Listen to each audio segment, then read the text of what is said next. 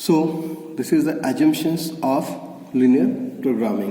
So linear programming model has following assumptions or property, right? So we will discuss one by one. The first property or assumption is proportionality.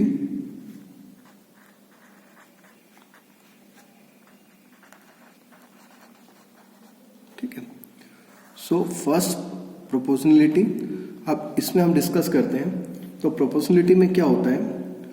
The amount of each resources consume and its contribution to the profit in objective function must be proportional to the value of each decision variable. जैसे कि आप जानते हो कि decision variable and objective function एक दूसरे के proportional होते हैं. ठीक है. अब आपके पास जो भी डिसीजन वेरिएबल हो उसमें आप जितना भी चेंज करते हो उसके वेरिएबल में जो भी चेंज होता है वो ऑटोमेटिकली आपके ऑब्जेक्टिव फंक्शन में भी वेरी करेगा. इसको हम एक एग्जांपल से समझ सकते हैं कि आपके पास अगर हम कोई डाइट की प्रॉब्लम देखते हैं तो कोई भी डाइट की प्रॉब्लम जिसमें हम डाइट को मेज़र करते हैं, डाइट का मेजरमेंट करते हैं, मीन्स कि कोई भी एक एप्पल है.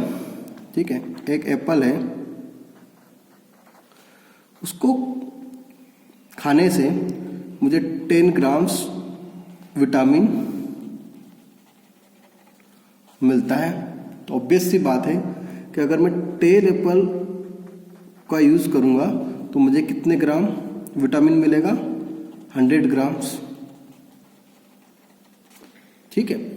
तो प्रोपोर्शनलिटी का मतलब ये हुआ कि जितना आप उसके इनपुट में वेरी करोगे तो उसके आउटपुट में भी उतना वेरिएशंस होगा. क्योंकि हमने लास्ट टाइम लेक्चर में भी मैंने आपको बताया था कि जो लीनियर वर्ड्स जो होता है, ठीक है, मीन्स प्रोपोर्शनलिटी की अगर बात करें तो प्रोपोर्शनलिटी में क्या होता है कि जो इनपुट होता है वो उसके आउटपुट का प्रोपोर्शनल होता है.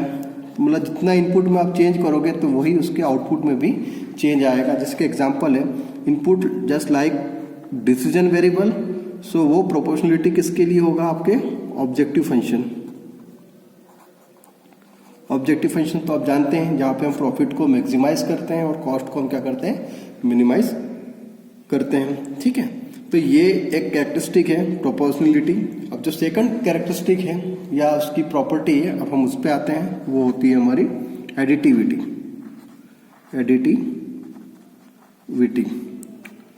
अब एडिटिविटी की बात करें, so it is required that the total profitability and total amount of each resources utilized must be equal to the sum of the respective individuals amount.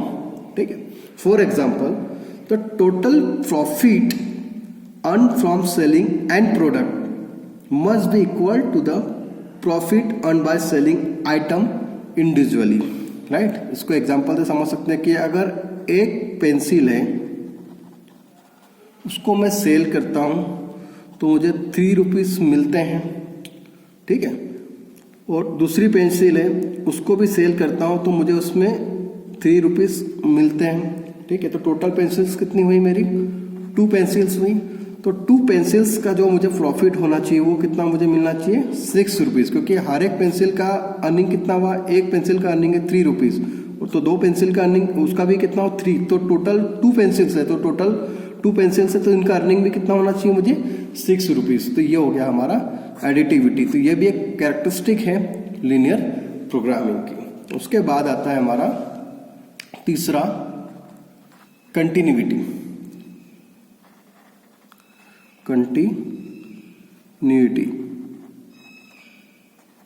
Continuity की बात करें, so it is assume that solution of the decision variable and the amount of resources used need not to be integer value. ठीक है.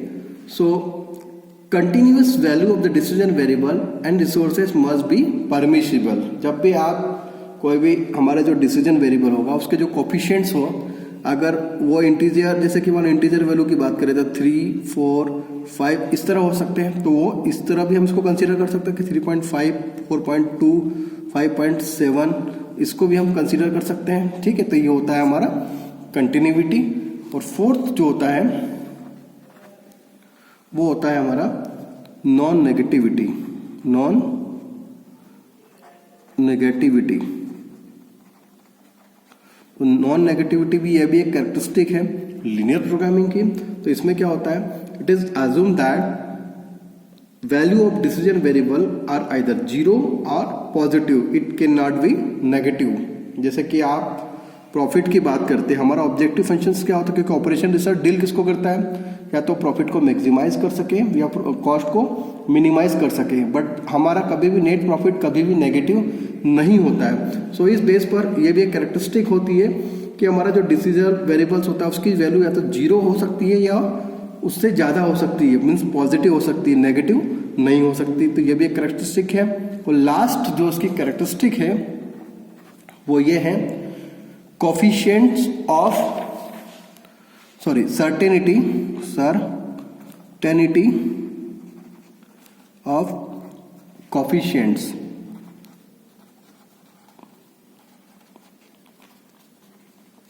अब certainty of coefficients की बात करें, so in all linear programming models, so objective functions, coefficients, and right hand side of coefficient of the constraint and resource value are certainty and precise, known and measurable। Means आप कोई भी linear programming की problem solve करते हैं, जैसे मान लो आपके पास कोई ऑब्जेक्टिव फंक्शन होता है z equal to ax1 plus bx2, ठीक है, और हमारे पास जो सब्जेक्ट टू कंस्ट्रेंट्स होते हैं वो होते हैं, हमारे पास कुछ भी कंस्ट्रेंट्स हो सकते हैं। आप कंस्ट्रेंट तो आपको पता है कि लिमिटेड ऑफ रिसोर्सेज हो सकते हैं, ये हो सकते हैं आपके पास 2x1 प्लस 3x2, ये कुछ कंस्ट्रेंट्स होते हैं, या तो लेस देन इक्वल्स टू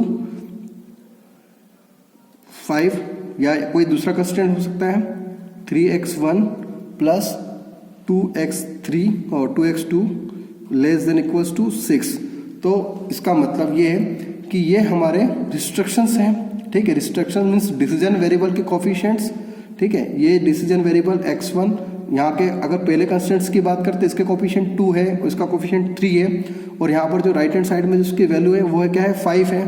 तो ये सारी वैल्यू क्या हमारे पास पहले से पता होना चाहिए कि कितना लिमिटेड रिसोर्सेस है और रिसोर्सेस के बेस पर हम कितना प्रॉफिट को अर्न कर सकते हैं। अगर हमारे पास हम प्रिडिक्ट नहीं कर सकते और डायरेक्टली हम इस पर अप्लाई करेंगे तो ये चीज़ पॉसिबिलिटी नहीं। तो ये इसकी कैरेक्टरिस्टिक होती है कि जब भी ऑपरेशन रिसर्च में अगर हम लीनियर प्रोग्रामिंग की बात करें, सर्टेनिटी ऑफ कोफिशिएंट्स मतलब सारे जो ऑब्जेक्टिव फंक्शंस और जो डिसीजन वेरिएबल इसकी जो वैल्यूज हैं वो क्या होती है, नोन और मेजरेबल होती है। ये भी इसकी एक कैरेक्टरिस्टिक होती है। सो उम्मीद करता हूँ कि आपको ये एजम्पशंस ऑफ लीनियर प्रोग्रामिंग समझ में आ गया होगा, जिसमें हमने पहला क्या पढ़ा था, प्रोपोर्शनलिटी। इसमें क्या होता है, इनपुट और आउटपुट दोनों एक दूसरे के इसमें वेरी करते, जितना इनपुट होगा उसके बेस पर उसका आउटपुट भी उतना ही होगा। दूसरा होता है एडिटिविटी। एडिटिविटी की मीन्स कि जो उसका कोई भी प्रोडक्ट उसको सेल करते हैं तो उसका इंडिविजुअल प्रॉफिट और उसका जो टोटल प्रॉफिट दोनों का क्या होना चाहिए, समेशन इक्वल होना चाहिए। कंटिन्यूटी मतलब आप जब भी कोई प्रॉब्लम को सॉल्व करोगे तो उसमें डिसीजन वेरिएबल्स का जो वैल्यू है वो इंटीजर हो, जरूरी नहीं हो, ये भी फ्रैक्शनल भी वैल्यू हो सकती है और उसके बेस पर भी हम उसका ऑप्टिमल सॉल्यूशन निकाल सकते हैं। और नॉन नेगेटिविटी मीन्स सारी वैल्यू क्या होना चाहिए, मतलब नेगेटिव नहीं होना चाहिए, क्योंकि नेगेटिव वैल्यू होगी तो हमारा जो नेट प्रॉफिट होगा वो कि नेगेटिव होगा, कि जो कि ऑपरेशन रिसर्च में जो टेक्निक्स है लीनियर प्रोग्रामिंग में ये हमारे लिए रियल लाइफ को डील नहीं करेगा। उसके बाद सर्टेनिटी ऑफ कोफिशिएंट्स मीन्स आपके पास जो भी वेरिएबल्स के जो कोफिशिएंट्स हैं और उसके जो रिस्ट्रिक्शंस हैं वो मेजरेबल और सारी वैल्यू हमें पहले से पता होना चाहिए, जिससे हम प्रॉफिट को मैक्सिमाइज कर सकें और कॉस्ट को मिनिमाइज कर सकें। तो उम्मीद करता हूँ कि आपको ये चीज़ क्लियर हो गई हो। Thank you.